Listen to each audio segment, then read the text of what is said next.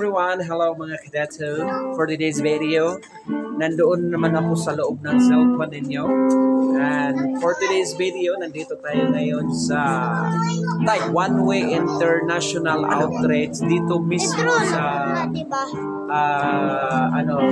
sa Tibalog kasi may na naman ngayon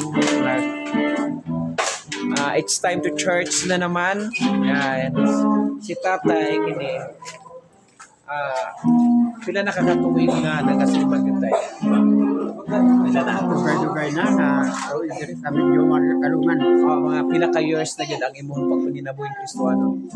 Dugay na magikan na ako pagkakuan pero mga pila ka years 35 years. 64. Antod karon. So dugay-dugay na po kaayo siya sa pagpangalagad sa atong buhi nga Dios no, grabe unya human sa imong pagpangalagad sa atong buhi nga Dios tay unsa gyud kining experience nimo, unsay mga struggles sa imong life, daghan mga pagsulay sa kinabuhi,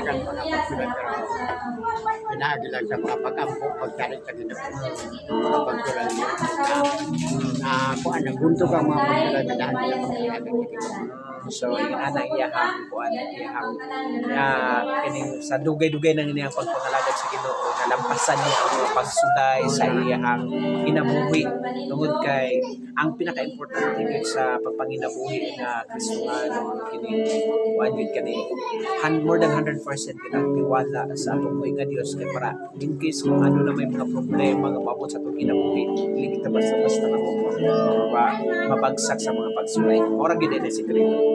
Dugay na. Ano yung sekreto mo? Orang yun ang sekreto. 35 years na ngalagad sa Ginoo. Grabe, dugay na. Thank you. Nagsugod na tagsimba. Bye-bye. Bye-bye.